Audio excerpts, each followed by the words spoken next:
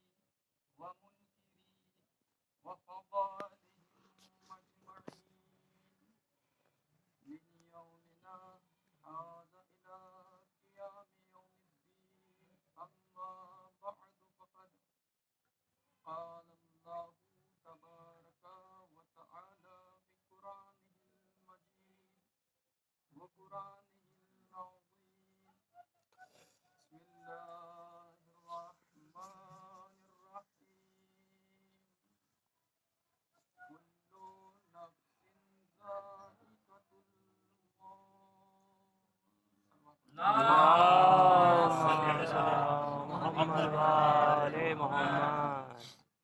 سب اس کے لیے اپنی گفتگو کا آغاز کروں. التماس ہے ایک مرتبہ سورہ حمد اور 3 مرتبہ سورہ اخلاص کی تلاوت فرما کے مرحومہ و مغفورہ زاہدہ خاتون بنت ظہور حسین اللہ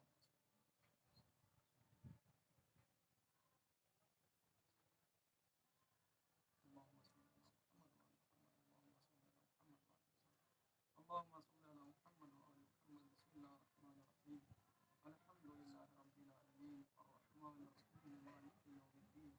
إياك نعبد وإياك نستعين اهدنا الصراط المستقيم صراط الذين أنعمت عليهم غير المغضوب عليهم ولا الضالين. بسم الله الرحمن الرحيم. قل هو الله أحد الله الصمد لم يلد ولم يولد ولم يكن له كفوا أحد. بسم الله الرحمن الرحيم. قل هو الله أحد الله الصمد لم يلد ولم يولد ولم يكن له كفوا أحد. بسم الله الرحمن الرحيم.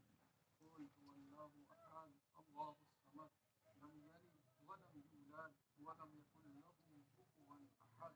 اللهم صل على محمد وآل محمد. اللهم صل على محمد وآل محمد. اللهم صل على محمد وآل محمد وعجل فرج. صلوات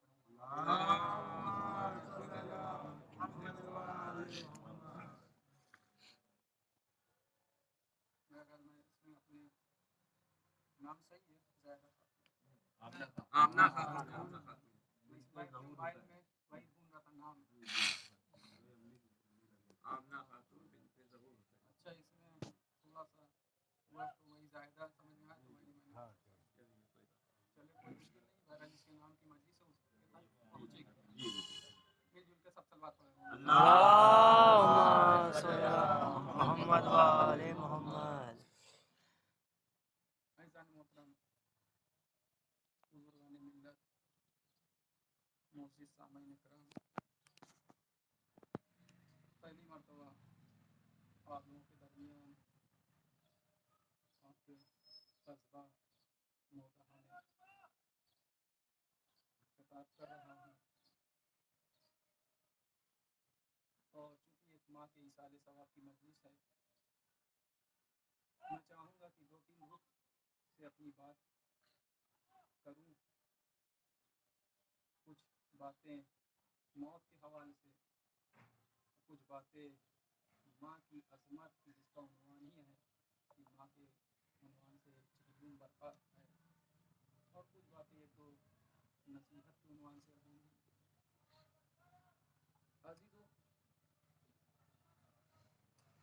یقیناً ہم اور آپ جب بھی ہمارے درمیان سے کوئی چلا جاتا ہے تو ہم اپنے جانے والے کے لیے ایصال ثواب کرتے ہیں. زیادہ سے زیادہ کوشش ہوتی ہے اور ہونا بھی چاہیے کہ اپنے جانے والے کے لیے ایصال ثواب یعنی ان کے لیے کچھ نہ کچھ خیر عمل کرتے رہیں تاکہ ان تک اس کا ثواب اور ان کی ارواح سکون و چین میں رہ سکے.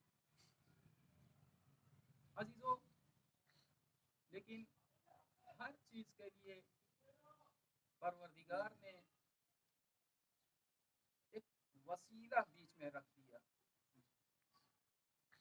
پروردگار نے اپنے مرحومین تک ثواب پہنچانے کے لیے پروردگار کی طرف سے اہل بیت اطہار کو وسیلہ قرار دے دیا. اگر اہل بیت اطہار نہ ہوتے، اگر یہ نہ آئے ہوتے تو ہم مجلس کرتے رہتے، فاتحہ پڑھتے رہتے، قرآن پڑھتے رہتے، ثواب اس کا یہیں تک رہ جاتا، مرحوم تک نہ پہنچتا. اور سب سے بڑی دلیل یہی ہے پروردگار کی طرف سے وسیلہ بنانے کی کہ تم ان کو اپنی طرف سے وسیلہ بناؤ تاکہ تمہارے مرحومین تک اس کا ثواب پہنچ جائے. اسی طرح مجلس بھی ایک وسیلہ ہے. مجلس حسین ہم لکھتے ہیں نا کہ حسب ذیلیہ مجلس سید الشہداء علیہ السلام مجلس چہلوم برپا کرتے، یعنی مجلس چہلوم بھی اگر لکھتے ہیں تو اس میں لفظ سید الشہداء بھی ہم لکھتے ہیں، بعض اوقات لکھا بھی آتا ہے.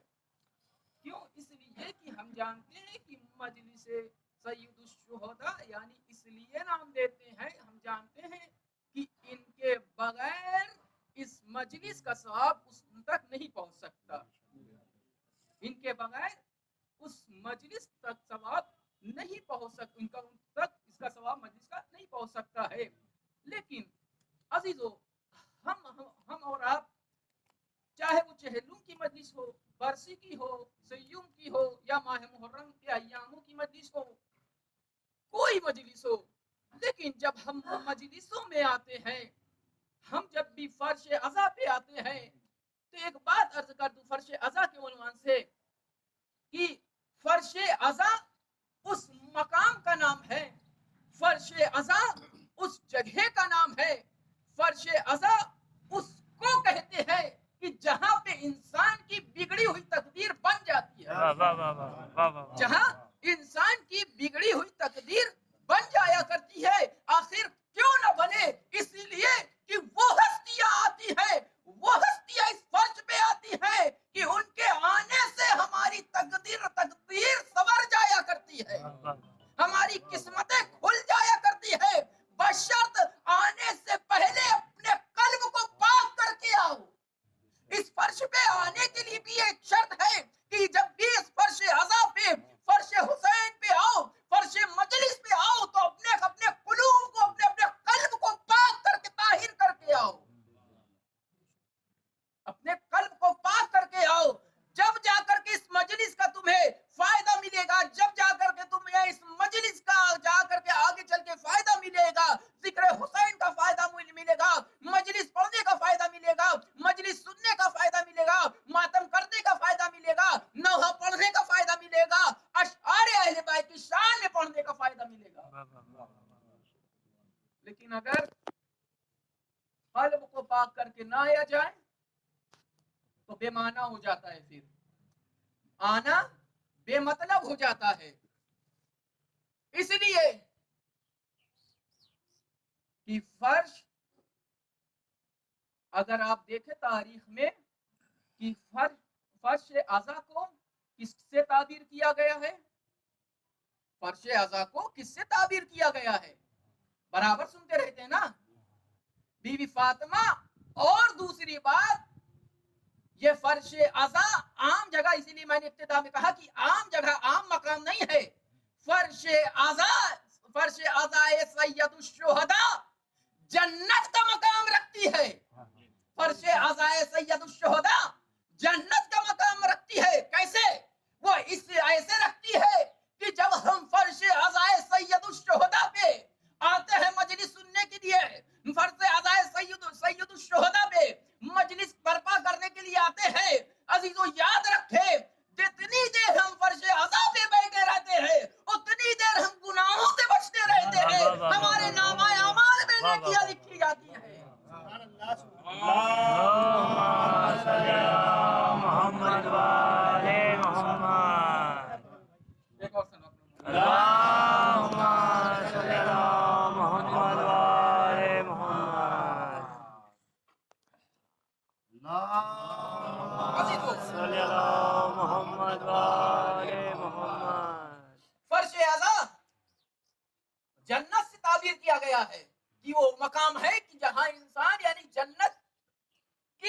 برابر قرار دیا گیا ہے.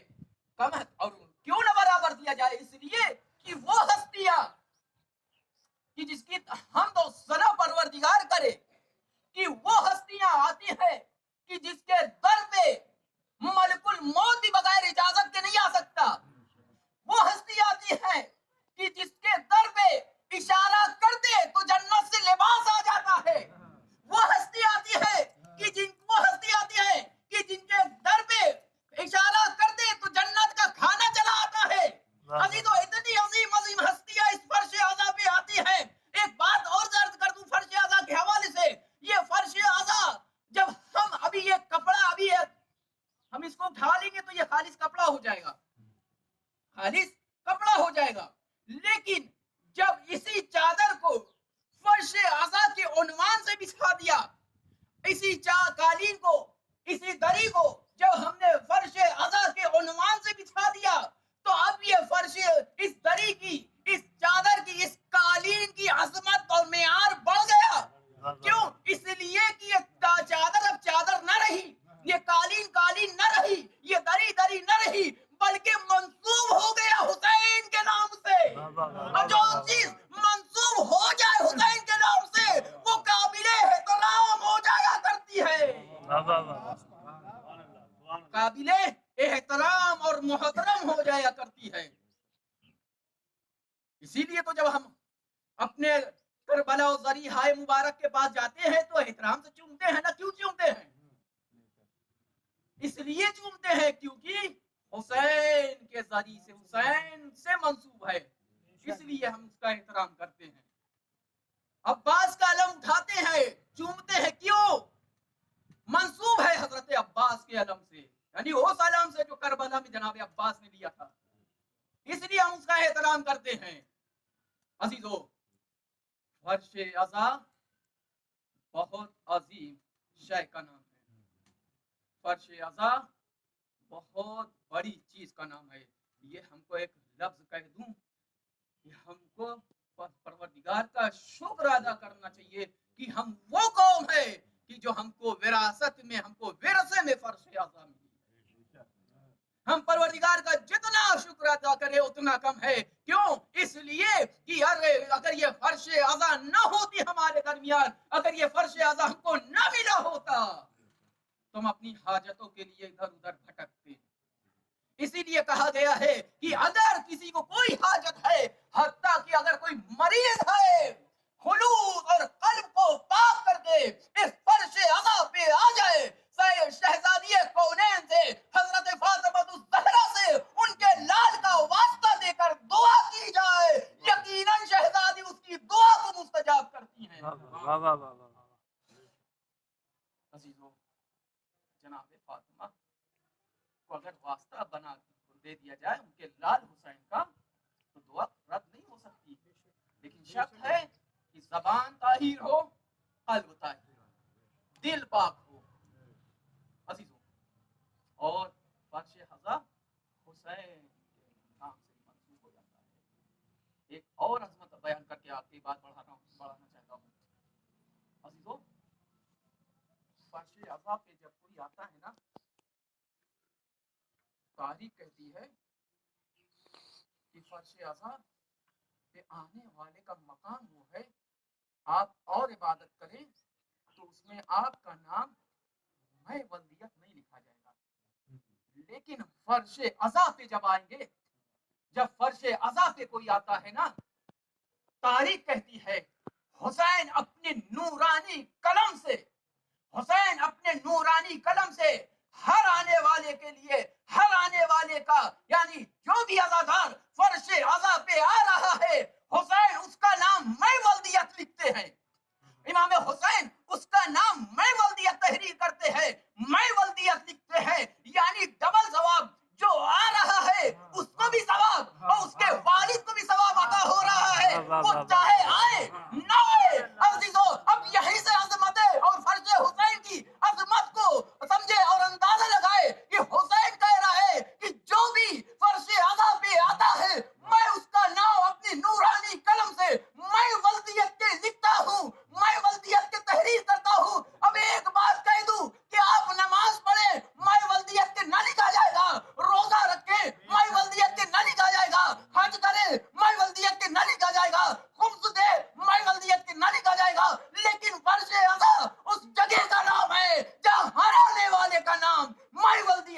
کہا جا واہ رہا واہ ہے. واہ واہ واہ واہ واہ.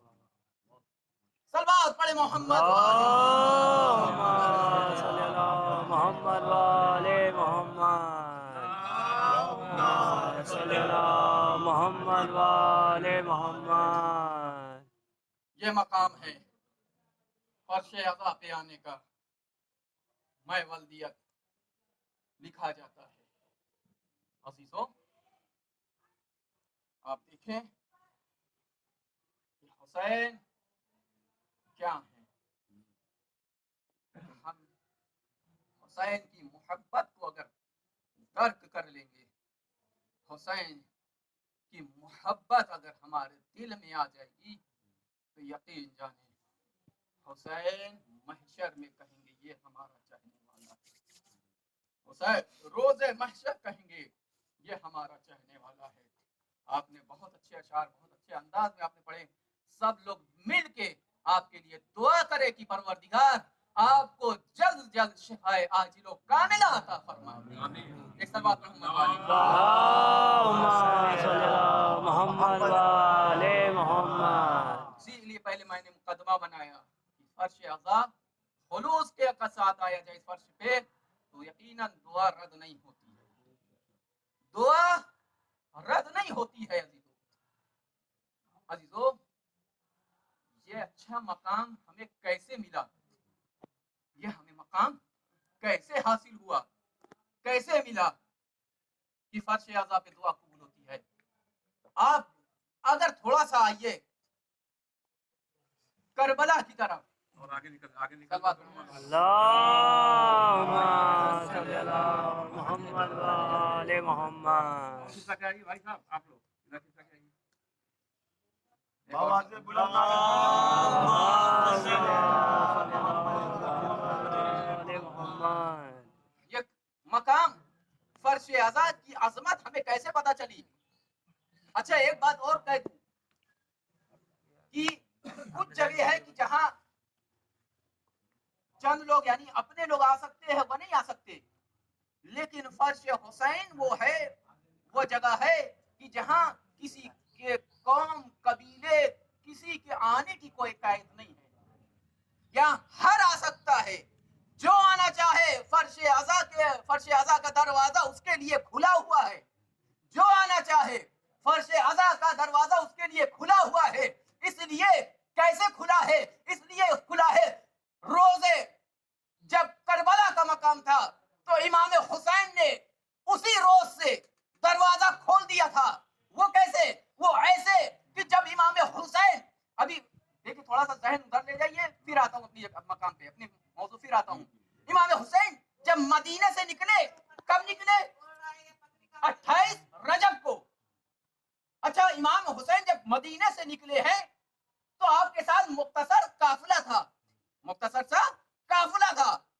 آپ جب نکلے تو کوئی تاریخ یہ نہیں کہتی کہ امام حسین کا نکلنا برائے کربلا تھا یعنی اونلی کربلا تھا. نہ, امام حسین کربلا کے لیے بھی نہیں نکلے. امام حسین جب نکلے ہیں تو آپ کا ارادہ تھا کہ ہم جائیں گے مکہ اور وہاں جا کر کے حج کو انجام دیں گے. حج کو انجام دیں گے. اس کے بعد آگے کا ارادہ کریں گے کہاں جانا ہے. تو امام حسین نکلے مختصر سا قافلہ لے کر کے. جب آپ تقریباً تاریخ کہہ دی 4 مہینے کے قریب آپ پہنچے وہاں مقام مکہ کو پہنچے. جب 4 مہینے میں وہاں پہنچے تو آپ نے دیکھا کہ وہاں کچھ دشمن حاجی کے لباس میں حسین کے قاتل چھپے ہوئے ہیں, حسین کو مارنے کے لیے چھپے ہوئے ہیں.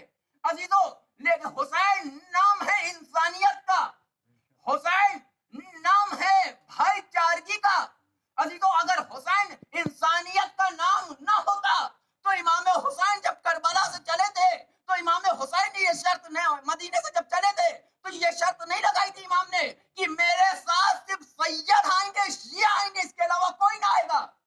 ایسی کوئی شرط ہو تو بتائیے لگائی ہو. کوئی قید نہیں لگائی, کوئی شرط نہیں لگائی. لیکن امام حسین جب مدینے سے نکلے تو ایسا کوئی ارادہ نہیں تھا, کوئی ایسی شرط نہیں لگائی کہ میرے ساتھ صرف خالص شیعہ جائے, میرے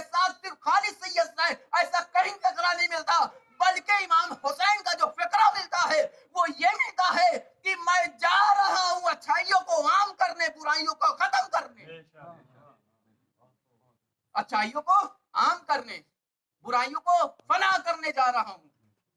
اور جب آپ چلے، اچھا ہے، جب کوئی کسی جنگ کے لیے جاتا ہے تو جنگ میں جانے والا عورتوں کو نہیں لیتا، نہ بچوں کو لیتا ہے. امام حسین کا بچوں کا عورتوں کا ساتھ لینا اس بات کی دلیل ہے امام حسین جنگ و جدال کے لیے نہیں جا رہے تھے. امام حسین جنگ و جدال و غارت کے لیے نہیں جا رہے تھے. اور امام حسین نے مقصد بتا دیا تھا مدینے سے نکلنے کے بعد کہ میں اس لیے نکل رہا ہوں میرے نانا کی امت کی اصلاح ہو جائے، اچھائیوں کو عام کر دیا جائے، برائیوں کو ختم کر دیا جائے. اس لیے امام حسین نے مقصد بتا دیا تھا، ہدف بتا دیا تھا. اب جب نکلے امام حسین تو امام حسین کے ساتھ بھی درمیان میں بھی لوگ شامل ہوتے چلے گئے. درمیان میں جیسے جیسے لوگ آتے گئے حقانیت حسین، عظمت حسین جانتے گئے، لوگ حسین کے ساتھ شامل ہوتے چلے گئے، حسین کے ساتھ شامل ہوتے چلے گئے. زیادہ تفصیل سے یہ واقعہ بیان نہیں کرنا. مکہ آ گئے، مکے میں دیکھا کہ یہاں پر لوگ حاجی کے لباس میں خنجر چھپائے گھوم رہے ہیں، لہذا میرا قتل چاہ رہے ہیں. امام حسین نے حج کو عمرے سے تبدیل کر دیا. حسین نے حج کو عمرے سے تبدیل کر دیا. اب حسین آگے بڑھے، ساری بات کو چھوڑتے ہوئے، چونکہ کربلا اور سفر نہیں بیان کرنا. جب آپ کربلا کے قریب آئے تو دو لوگ کی تاریخ بیان کر کے وہ بھی مختصر اپنے موضوع پہ آنا چاہوں گا. تاریخ کہتی ہے جب کربلا کے قریب آنا چاہا امام حسین کا، جب کربلا قریب تھے، تاریخ کہتی ہے کہ حسین کے ساتھ ایک مختصر سا قافلہ اور شامل ہو گیا. مختصر سا قافلہ اور شامل